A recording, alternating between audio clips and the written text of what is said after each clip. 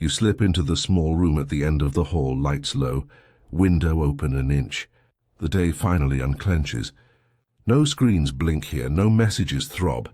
You hear the soft hush of the building settling, the creak of wood remembering it is wood. Your shoulders drop as if someone returned gravity to the right setting. It feels like oxygen to be unneeded, like stepping out of weather and into air. Empty doesn't mean less. It means room to move. With nothing announcing itself, you can turn and notice what remains when nothing asks for you. The paradox is practical. The fewer hooks you offer, the less the world can yank you. An empty hand is hard to pull. A quiet calendar keeps its shape when someone else's emergency goes hunting.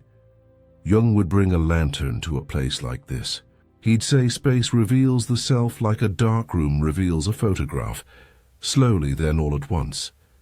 Clutter works like fog. It hides signal, then convinces you there was never a view. In emptiness you can hear the outlines of your own voice again, the timbre you keep losing under applause. This emptiness is not apathy. It is attention without attachment, presence without purchase. You are not turning your back on life. You are facing it without handing it your leash. The room gives you back the pace to choose, and choice is the first warmth. Sit for a minute. Let the breath loosen until it fits your ribs. Let the hum of the city be proof you don't have to hum with it. We'll put this room to work soon. There is one sentence later that cools any crowded room, and it lives inside this quiet. For now, listen for who shows up when nothing else does. Emptiness isn't a void. It's a cleared runway where planes can land. A void swallows. A runway receives, guides, and releases. You don't erase life. You strip friction, so decisions land cleanly and leave without scraping your days. That's the flavor of empty. Available, not absent. Present, not packed. Once your calendar looked brave on a slide and felt like a trap in your chest. Blocks tiled from breakfast to bedtime, every hour ornamented with validation. People congratulated your momentum, then quietly started expecting it. You kept moving while the work that mattered stood at the fence with its hands in its pockets. Emptiness fixes that with subtraction you can feel. Fewer inputs, higher signal. Fewer identities, truer one. When 5 channels shout, none of them land. When one channel sings, you hear the melody and know the key. Silence lowers the noise floor so faint wisdom becomes audible. You are not boring. You are unhookable. Hooks need something sticky to catch. You sand the surface and keep walking. Without the handles, overcommitment, flattery, panic. Other people's whirlwinds can't swivel you like a door on loose hinges. You still care. You just don't donate your steering wheel. Picture a lake after wind. Waves tuck themselves in and the bottom appears. Stones, old branches, the shadow of slow fish. Nothing magical happened. Agitation left. That's emptiness as practice. Let motion fall out of water until clarity returns. Then choose the next ripple on purpose. To keep the runway clear, say no faster and yes slower. Store fewer opinions on your homepage. Keep one name for the work you're building and let everything else orbit like weather. The space you defend today quietly becomes tomorrow's courage. Jung had a way of turning emptiness into a vessel, something that holds without clinging. Let's borrow his lantern next. He liked the hour before sleep, lamplight soft on paper, the house at rest. Jung wrote as if he were listening through the page, pencil pausing longer than it moved. He treated the mind like a room with doors he didn't force. He waited and the shy ones opened. You can sense him there, hearing more than asserting, letting images arrive until a pattern took a chair and stayed. Here is the posture worth borrowing. What you make space for, you can relate to. What you crowd out, you act out. When the day is crammed with noise, the exiled parts of you start speaking in leaks. Sarcasm, impulse, the late-night reach for anything that sparkles.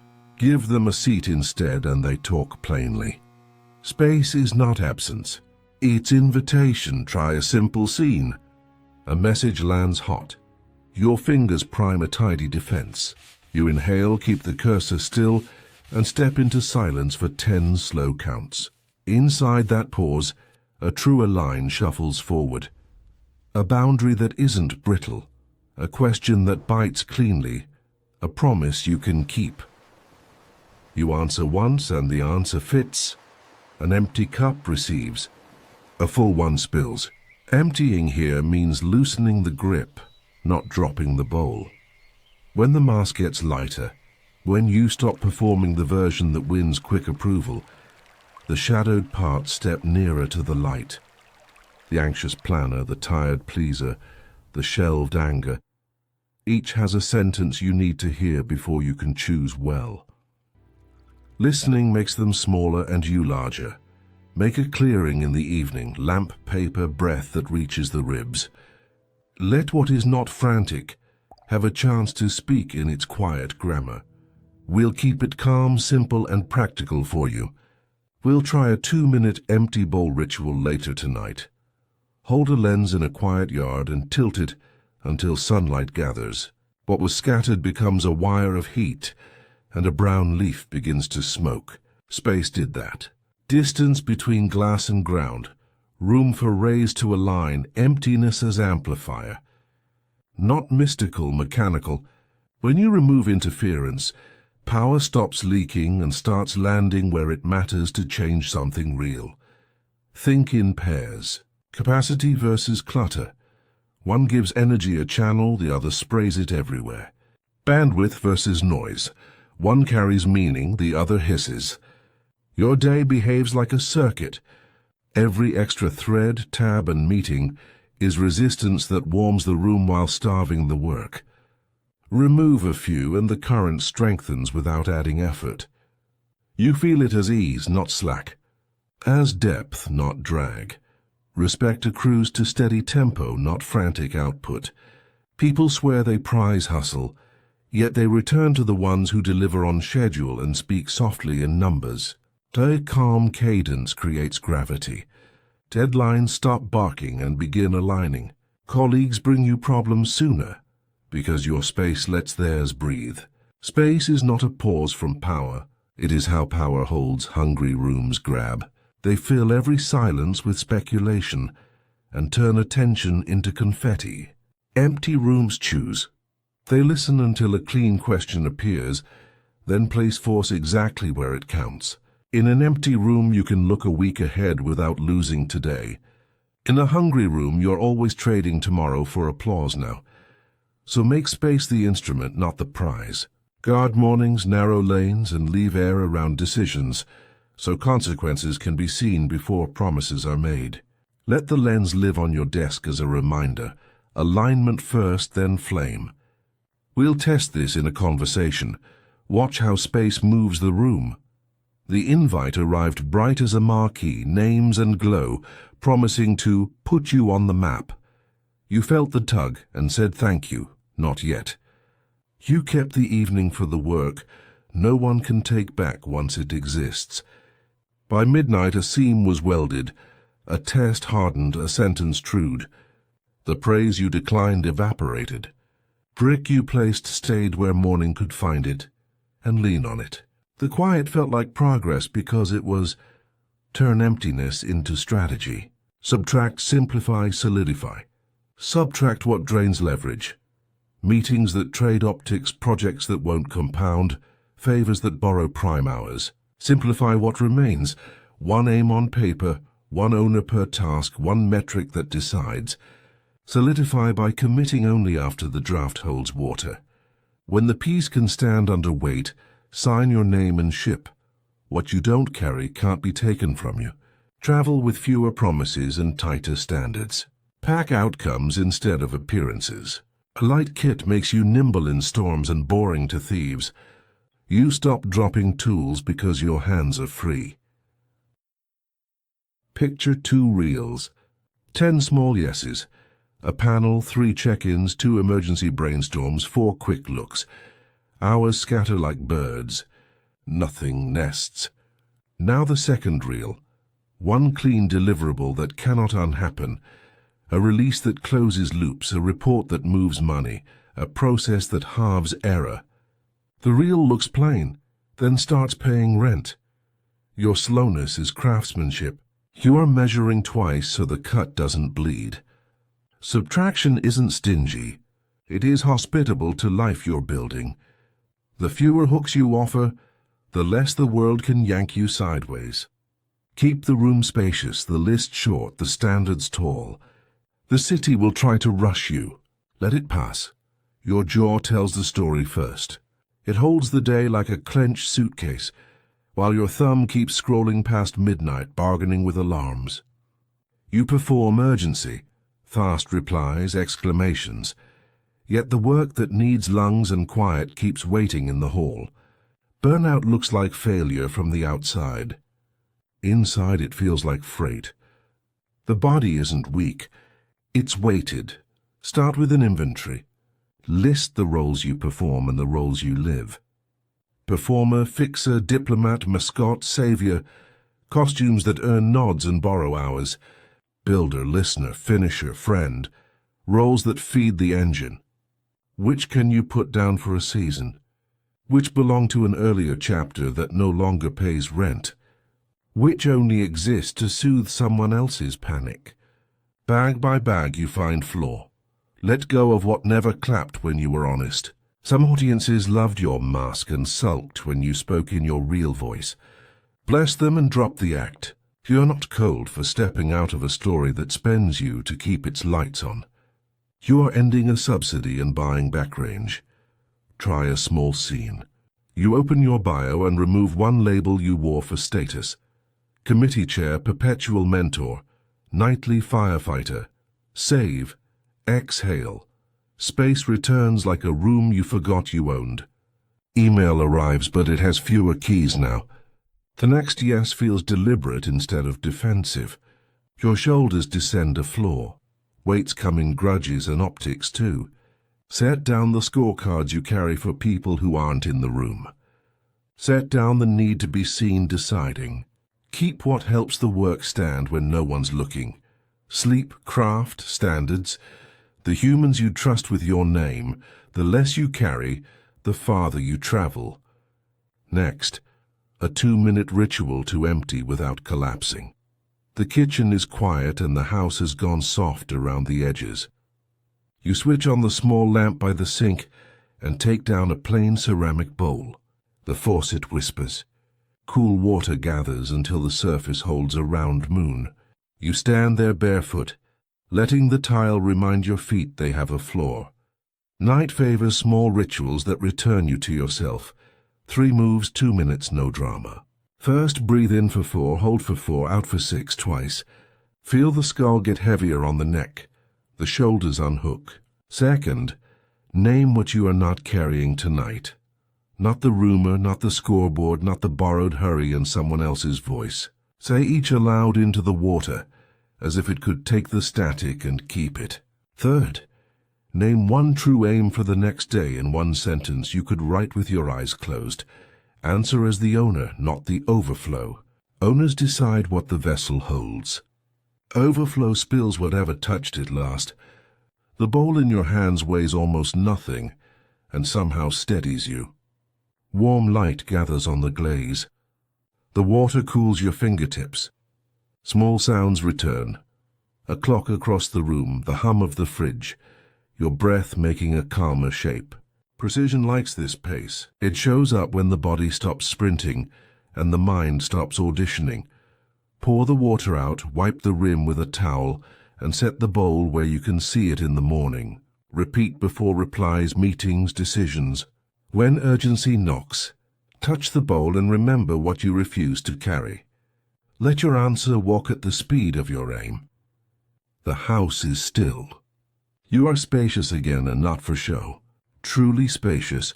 Bring this bowl into the conversation test. The push arrives fast. Can you sign off now? The window's closing. The table tightens. Tabs open like umbrellas. You feel the old pull toward compliance. A reflex older than sleep. Then the bowl in your mind, the bridge, the ledger. You take one breath that reaches your ribs and let the rush pass without borrowing your legs. Your voice returns at a lower register the room leans to hear. I want this to hold. What exactly breaks if we decide in the morning? You leave one beat of quiet, make space visible. Eyes lift. Someone checks the source deadline and finds a rumor dressed as policy. Another names the fragile part we kept ignoring. You write it down neat like stabilizing a ladder. Let's anchor on the aim, you say. Which outcome survives scrutiny a week from now? Another beat of quiet. The air resets around the question. The table starts exhaling. A smaller, sturdier plan appears. Freeze the spec, assign owners, move one irreversible inch by 10 a.m., publish receipts by noon. You add, I'll send a one-pager tonight capturing scope, risks, and the next proof. Heads nod because gravity has returned. Nothing mystical happened. Space bent attention. The pace you set asked everyone's best self to step forward and kept panic from renting the floor. Urgency, starved of oxygen, shrank into data we could actually use. By the time laptops close, the decision is lighter and truer. The morning feels like an ally again. You leave with energy intact and standards unbent. This is emptiness working in public. Breath, one clean question, one deliberate beat. The room remembers. You do too. If someone tries to light the curtains anyway, you have something small and certain to say next. Now, the single simple sentence for rooms on fire. Here's the sentence. Small enough for a palm and strong enough for a storm. I'm going to pause here and respond when I can be clear about the outcome. It is brief, portable, and not theatrical. It names your pace, protects the standard, and leaves oxygen in the room. Said once softly, it lowers heat. Said twice, it teaches a cadence others can meet without burning daylight. Picture a chaotic stand-up. Updates collide. A deadline appears without a source. Voices speed up and nobody remembers the aim. You feel the tug to perform speed. You let the breath finish, speak the line, and let one beat of quiet stand on the table. Someone finds the document with the real date. Another names the risk we kept stepping over. You stack facts, shrink the scope, assign owners, and set the smallest irreversible step. Oxygen returns. Decisions get cleaner. Authority is the quiet that survives pressure. Real authority doesn't win by volume or charm. It survives the weather and keeps the map readable. The sentence works because it protects standards while refusing a fight with heat. It buys time without buying confusion. Jung would nod at this posture. Spaciousness lets the psyche choose, not react. When you make room before words, the truer line has time to arrive. A steadier self steps forward, and the mask grows lighter. The room feels it. You feel it. Use the sentence in hallways, threads, kitchens, and late calls. Write it on a card and keep it near the lamp. Repetition turns posture into character, and character into culture. Soon the rhythm travels without you. People come calmer, bring proof, and leave with work they can publish. Emptiness becomes the default, not the exception, and your days widen enough to hold what actually matters next. Today, days spread differently now. Fewer inputs reach you, and the ones that arrive through a quieter gate. Tabs shrink to a single lane. Messages lose their sirens. Work thickens. You stay long enough with one problem to feel its gears and give it grease where it turns. Mornings hold. Coffee tastes like clarity instead of courage. The room between tasks stops leaking. Pages stack. Releases stick. You end days with attention left. Like change in a pocket you forgot. You pass the same doorway as before, the one that opens to the room with nothing in it. Tonight your breath meets it steadier. The lamp is a soft planet. The floor keeps its promise. You stand there and feel what emptiness has taught your spine. An unhooked back is hard to pull.